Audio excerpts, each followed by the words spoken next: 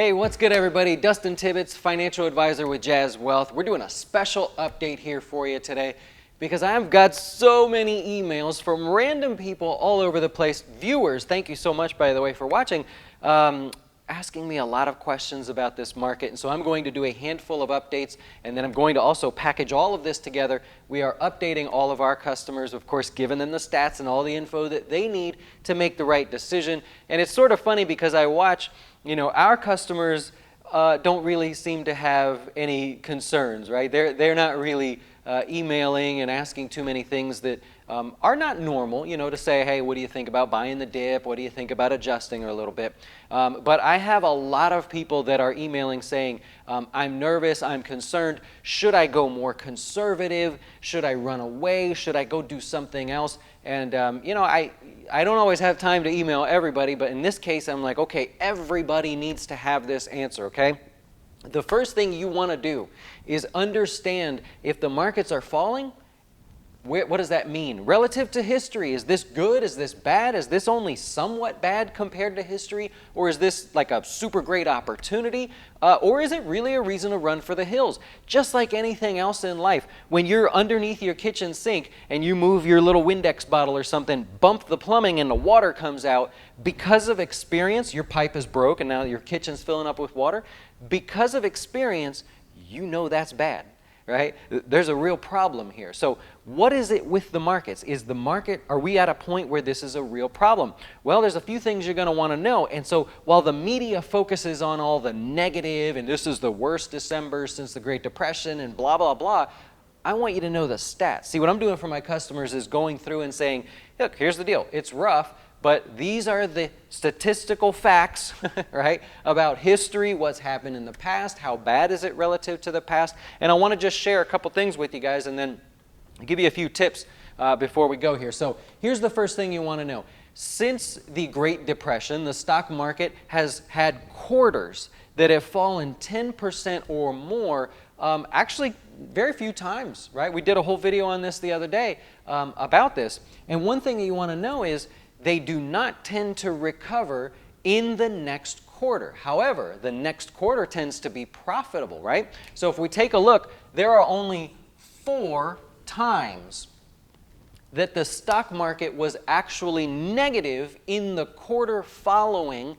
the big decline. So we're using this example. We've got October, November, December, bad quarter of this year. So statistically speaking, there are only 4 times in history where the next quarter was actually negative, right? So 79% of the time, if you're a stats guy, 79% of the time, you are going to see a positive stock market, positive S&P 500, in the first quarter following a 10% decline. Again, there's only 4 times that hasn't happened, okay? The average gain is actually 5.13%. I hope you can see that, right?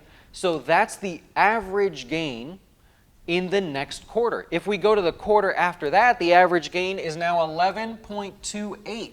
What does all this mean? I mean, am I just like shouting out numbers for the sake of giving you guys numbers here? No, I'm giving you guys confidence, comfort, and focus going forward, because I can tell you, I'm sleeping great, right? I have no problem with my investments, where I'm at, what's happening, what I'm planning on doing, and I want all of you to see this as an opportunity, not as a reason to panic. By the way, the 11.28% average gain, that happens 74% of the time. So if you have to play the odds, do you play the odds that the market is going to continue to fall or it's going to rally? No, 79% of the time you get a rally in the next quarter. 74% of the time that rally extends into the second quarter. It's hinting at the idea that the stock market is going to have a good first and second quarter, right? So I just want it to be on record that that's the case. Now, hear me out.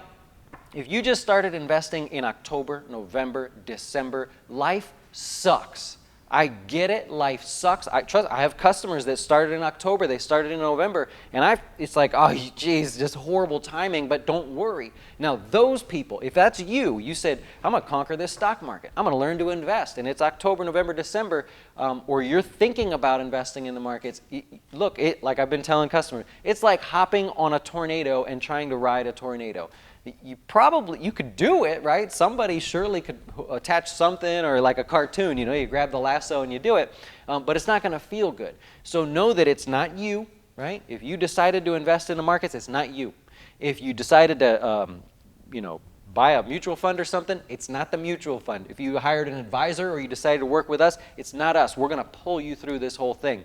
So I get it. Life sucks if you just started investing. If you are thinking about investing, or you are thinking about filling up your retirement accounts or your investment accounts, I hope you see this as a discount, right? And I tweeted all last night about the markets will make you regret not buying this dip. Where are all the big investors? Where are they all at? Everybody's in there buying. You don't hear from the big investors on TV. Well, go watch CNBC or Bloomberg for a while. They have no guests.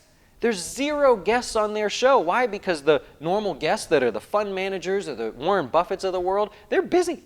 They got things to buy because they've been sitting on cash. Anyway, so number one, I want you to know that it is definitely rough out there. Know the stats. Know where you're at, or tune in here. I promise I'll keep them coming. So know what to expect. Number two, and this is a big one. I'm going to make a video just for this. Do not change a single thing. You should already be invested for your goal, your time horizon, what you expect out of your investments. You should not be changing those investments now. Never, ever change your investments because the markets did something you didn't expect. Okay? So, and this is the most common email that I've got over the last couple days was, Dustin, I have XYZ fund. I decided to invest aggressively. The markets were doing well. The markets are now doing poorly. Should I move to a conservative fund? Now, I can tell customers what to do. I can't tell individuals what to do, but I can tell you don't move to conservative.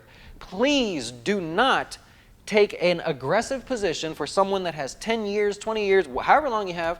Don't take an aggressive position, close it, and then buy a conservative position. I need help. I need help from those of you here today watching. Go in the comment section and yell at people. Tell them, don't do this. Because think about it. That's like if you're going along as fast as can be in a speedboat, right? And the markets are moving along, everything's good, and then things get rough and choppy for a while, and you said, let me go grab a rowboat. Let me slow this thing down. I'm just going to row through the storm. You do not. You go with the speedboat. You go with the bigger boat, whatever it is. You want to continuously push through. Buy the dips if you have a long-term time horizon. If you're just gambling out there and you're day trading or whatever it is, that's a whole different story if you're a short-term active trader. But please promise me that you will not move to more conservative just because you see the scary stuff on TV. Number one, know the stats, know what to expect, know how today compares to history. Number two, don't change anything right now. You're probably doing just fine. You're probably invested correctly. Stick with it. Minor changes maybe if you need to adjust or add a few things. And number three, when the markets give you this discount, you dive in and go for it. I know it sounds like something I should say, but you guys will back me up. Look at the comments below. Let the video simmer a little bit. Look at the comments from people that want to support this cause as well. You buy the dip. Always buy the dip if you're investing in the long term. It's the sucker's play to buy on the way up aggressively and then adjust to conservative on the way down, okay? So any book that you read, any investor that you talk to will always say buy the dip. I hope this helps you in some way. If it does, don't even hit the thumbs up button. Leave a comment for those that are watching that are scared, that need help, right, that have never been through this before. Leave a comment for them to let them know you get in there, you dive in, you close your eyes and invest if you have to. You get somebody else to press the button if you have to, but you gotta get in there and do this. I'm telling you, this will be a video that I reference in the future for sure. So anyways, that's all I have for you. Thank you so much for watching. I will get out of your way now and make more videos to help you get through this. We will get through it.